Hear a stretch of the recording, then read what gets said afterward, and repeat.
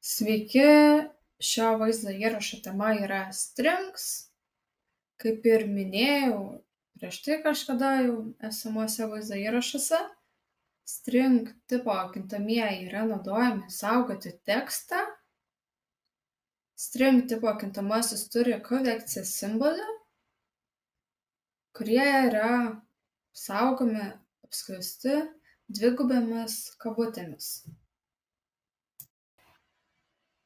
Jeigu norime susikurti string tipo kintamai, tai visų pirma pasirenkam tipą string, apsirašome jo vardą, tai būtų myFirst, ir priskiriame jam reikšmę, tai būtų this is my attempt to create string variable. Toliau, string tipo kintamasis gali turėti vieną arba daugiau žodžių, tai visų pirma.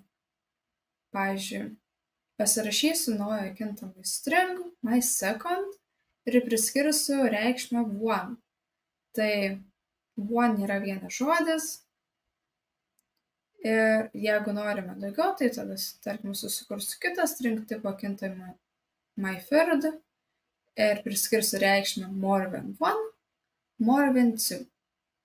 Tai ką reikia žinoti, kad C# kalboje string yra objektas, kuris turi tam tikras savybės, metodus ir jos leidžia atlikti tam tikras operacijas su tais string tipo kintamais. Pavyzdžiui, viena tokių savybių yra, kad string tipo kintamieji turi savo ilgį. Taigi susikūriau naują int tipo kintamąjį length of string, jam priskyriau tokią reikšmę, tai myFirst.length. Tai bus, jog aš saugosiu šitam kintamajam myFirst string tipo kintamąją reikšmę, vėliau ją atspausdinsiu konsolės lange. Taigi, kaip matome, myFirst ilgis yra 43 simboliai. Egzistuoja nemažai metodų, kurie leidžia manipuliuoti string tipo kintamaisiais. Tai pavyzdžiui, vienas iš jų būtų metodas tupper.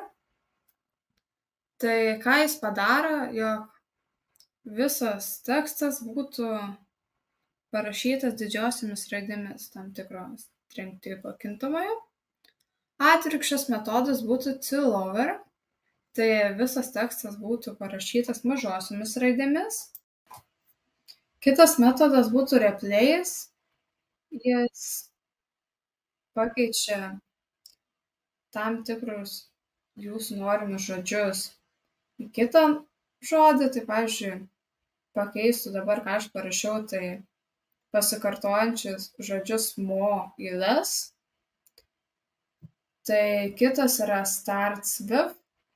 Tai jis ieškos, ar prasideda ta kintamoji mano string reikšmė žodžiu less ir grąžins true arba false. Ką dar replace, tai mo iš didžiosios raidės nėra tas pats, kas mo iš mažosios raidės. Tai tą svarbu atkreipti dėmesį. Taigi, pasižiūrėsim, kas dabar gavosi. Aš visą tai atspausdinsiu konsolės lange.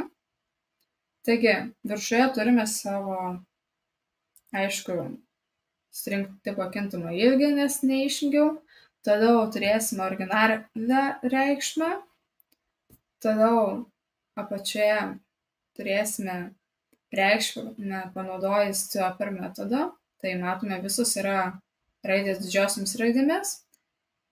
Vėliau bus su tlower metodu panaudotu, tai visas bus mažosios raidės. Ir kaip matome, mums pakeitė žodį mo į less. O antrą mo nepakeitė, nes jis yra iš mažosios raidės, todėl jis ir liko mo. Ir kaip matome, mūsų string tipo kintamoji reikšmė neprasideda žodžiu less, tada gauname false, o false gauname todėl, kad aš niekur neišsaugau pakeistos šio string tipo kintamojo reikšmės, todėl žiūri su originalia šio kintamojo myFirst reikšme. String tipo kintamieji gali būti sujungti naudojant plus operatorių. Tai pavyzdžiui, aš dabar susikūriau naują string tipo kintamąjį Visa. Nepamirštam po A raidės padėti tarpo. Tada kitas bus kintamasis string tipo last name reikšmė Smith. Ir naujas kintamasis, kuriame saugosi sujungta šių dviejų prieš tai minėtų string tipo kintamų reikšmę, bus full name. Tai jeigu norime sujungti, tai rašysime name plus last name. Ir sujungto reikšmę aš atspausdinsiu konsolės lange. Tai turėtų būti full combined name is Lisa Smith. String tipo kintamieji gali būti sujungti naudojant metodą contact. Tai pavyzdžiui, susikursiu vėl naują string tipo kintamąjį, apsirašysiu, būtų contact full name, parašysiu string taškas contact skliaustuose name.last name. Ir aš tai spausdinsiu konsolės lange. Tai turėtų būti tas pats rezultatas, kaip ir naudojant pliuso simbolio operatorių. Tai gausis I use method contact to create this Lisa Smith from Lisa.Smith. Jeigu neparašysime tarpo po Lisa A raidės, tai tada tas žodis sujungtas bus viena, taip ko aš pasakyti, nežinau kaip pasakyti, bet ne du atskiri žodžiai. Toliau pakalbėsiu apie string interpoliaciją. Tai yra būdas, kuris šioje programavimo kalboje leidžia tirpti reikšmes į eilutes, kitaip sakant strings, paprasčiau ir tvarkingiau.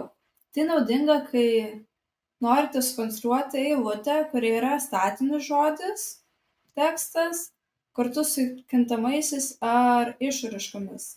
Tai interpoliacija leidžia įterpti kintamųjų reikšmes į tam tikras rezervuotas vietas string eilutėje. Tai pavyzdžiui, vėl susikuriu kintamąjį string vardas, reikšmė būtų Jonas, tada int tipo kintamąjį amžius, reikšmė būtų 30 ir toliau susikursiu vėl naują string tipo kintamąjį sveikinimas ir tada rašysiu aš taip. Dolerio ženklas, dvigubose kabutėse vėliau, sveiki, mano vardas yra riestinėse skliaustuose, vardas ir man yra vėl riestinėse skliaustuose amžius ir metai. Tai į vardas ir amžius bus įrašyta tų kintamųjų reikšmė ir aš tada atspausdinsiu visą tai konsolės lange, visą šio naujo kintamojo string sveikinimo reikšmę. Taigi, atspausdinus konsolės lange turėtume matyti tekstą sveiki, mano vardas yra Jonas ir man yra 30 metai. Galėjau rašyti 30 metų, bet jau koks skirtumas. Taigi. Tai svarbu nepamiršti naudoti dolerio ženklo, jeigu jau naudojame tą interpoliaciją. Būna taip, jog reikia pasiekti, pavyzdžiui, tam tikrą simbolį string eilutės. Tai vienas tokių būdų yra panaudoti kvadratinius skliaustus. Tai jeigu aš norėčiau pasiekti trečią simbolį savo string eilutėje, tuomet daryčiau taip.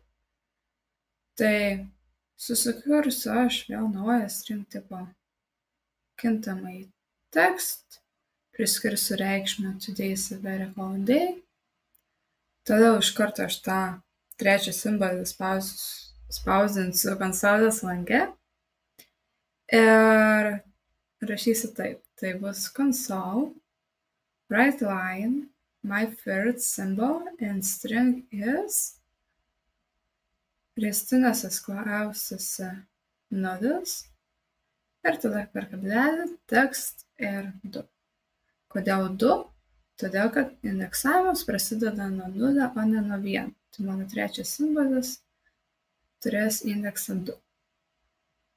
Tai šiuo atveju turėtų būti D mažoji raidė. Tai kaip matome, taip ir yra. Mūsų trečias simbolis yra D mažoji. Tai jeigu norėčiau pasiekti pirmą simbolį, savo string eilutėje naudočiau taip pat viską, tik tais rašyčiau 0, ne 1. Tai būtų M didžioji raidė. O kodėl 0, ne 1? Nes, kaip minėjau, indeksavimas prasideda nuo 0, o ne nuo 1. Tai, tarkim, yra metodas kitas, jeigu, pavyzdžiui, norime surasti tam tikrą indeksą, kuriame yra tam tikras norimas jūsų simbolis, tada naudojamas metodas indexOf. Tai, pavyzdžiui, būtų taip, aš iš karto atspausdinsiu konsolės lange, tai parašysiu indexOf A is, tada text.indexOf A ir, kaip matome, gauname trečią indeksą. Toliau kitas metodas yra substring. Tai jis pašalina simbolius iš string eilutės, pradedant nuo to nurodytos simbolio pozicijos, indekso ir grąžina naują string eilutę. Šis metodas dažnai naudojamas yra su prieš tai minėtų metodų indexOf. Tai pavyzdžiui, susikūriau aš naujus kintamuosius 3. Tai pirmas string my name su reikšme Aurelija. Antras būtų int pass of char su reikšme my name taškas index of a. Tada trečias būtų string my last name, tarkim, ir jo reikšmė būtų my name taškas substring ir skliaustuose pass of char. Ir po to, panaudojant interpoliaciją, aš tą atspausdinsiu konsolės lange. Toliau.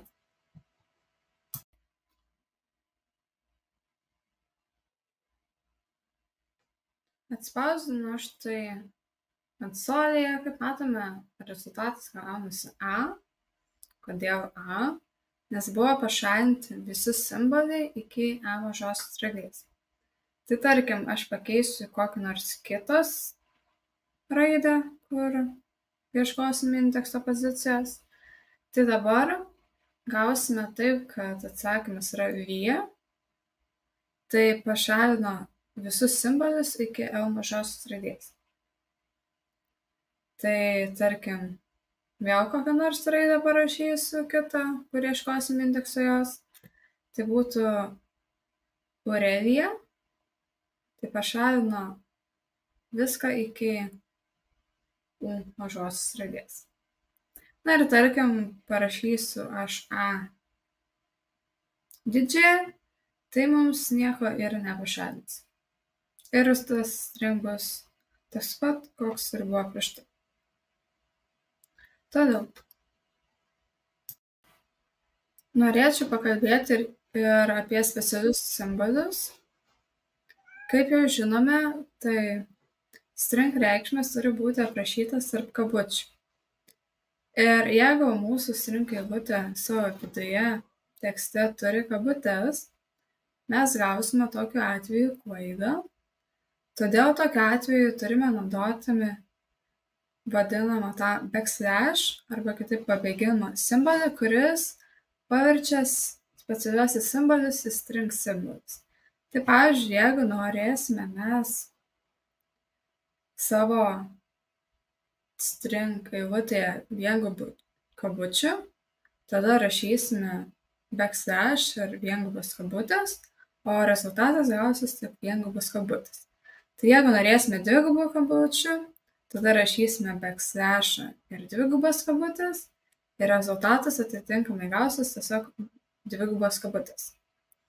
Tai jeigu mes norėsime pačio backslashą kaip to simbolio, tada rašysime 2 backslashus ir rezultatas gausis 1. Taigi, susikuriu aš naujus string tipo kintamuosius, tai string txt, kurio reikšmė I like to eat in Grillhouse in Vilnius. Atkreipkite dėmesį, kad Grillhouse yra dvigubose kabutėse parašytas, bet prieš dvigubos kabutės yra padėtas tas backslash. Toliau atitinkamai būtų su viengubom kabutėm ir su pačiu backslash. Tai kaip matome, dabar Grillhouse bus dvigubose kabutėse, it's turės apostrofą ir s, it's a cloudy day, ir the character, kai matome simbolis backslashas, is called backslash. Tai jeigu mes ištrintume, tarkim, prie viengubų tų kabučių backslash simbolį, mes kaip ir klaidos negautume, tai galima padaryti ir taip. Toliau, dar kiti yra naudojami pabėgimo simboliai arba escape characteris, tai tokie kaip backslashas yra n, kas reiškia naują eilutę, backslashas yra tai, kas reiškia tab arba atsitraukimą, backslashas ir b, kas yra backspace'as tai, ką jis daro, ištrina simbolius. Tai aš kartą atspausdinsiu tas reikšmes su šitais panaudotais pabėgimo simboliais escape characteris. Taigi būtų pirmas, tai hello, I'm trying to use new line, kaip matysime, new line bus naujoj eilutėj, tada hello, I'm trying to use tab žodis bus atsitrauktas ir kur yra hello, I'm trying to use backspace, tai bus ištrinta į didžioji raidė. Tai apie strings būtų šiam kartui tiek. Galėsiu dar apie ką nors pakalbėti juos vėliau, bet manau šiam kartui užtenka. Jeigu turit klausimų, tai būtinai galite rašyti komentaruose.